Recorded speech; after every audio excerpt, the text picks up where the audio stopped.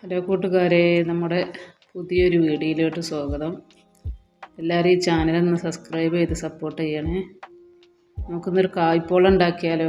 ഒരു പാനിലേക്ക് കുറച്ച് നെയ്യ് ഒഴിച്ച് കൊടുത്ത് ഇതിലേക്ക് കുറച്ച് അണ്ടിപ്പരിപ്പിട്ട് റോസ്റ്റ് ചെയ്ത് കോരിയെടുത്ത് മാറ്റി വെക്കുക.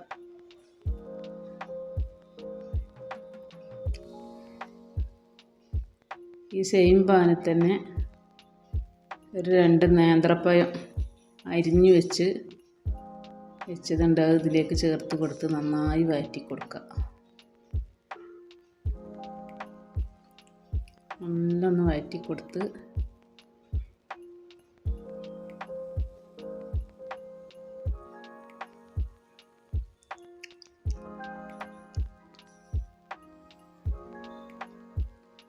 ഇതൊന്ന് വേണ്ടി വരുമ്പോൾ ഇതൊരു ബൗളിലേക്ക് മാറ്റി കൊടുക്കുക. മിക്സിയുടെ ജാറെടുത്തിട്ട് 3 കോഴിമുട്ട പൊട്ടിച്ച് ഒഴിച്ച് കൊടുക്കുക.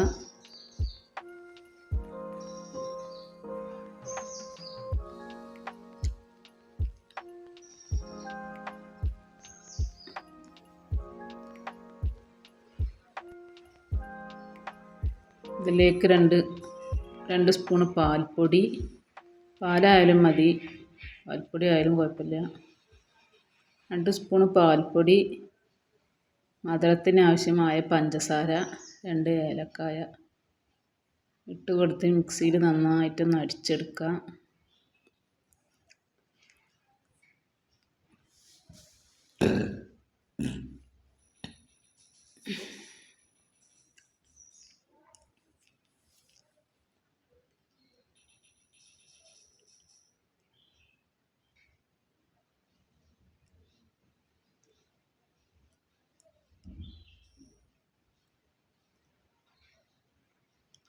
അടിച്ചു കൊടുത്ത് ഇത് ഈ വാട്ടി വെച്ച പഴത്തിലേക്ക് ഒഴിച്ച് നല്ലൊന്ന് മിക്സ് ചെയ്യാം. നന്നായിട്ടൊന്ന് മിക്സ് ചെയ്ത്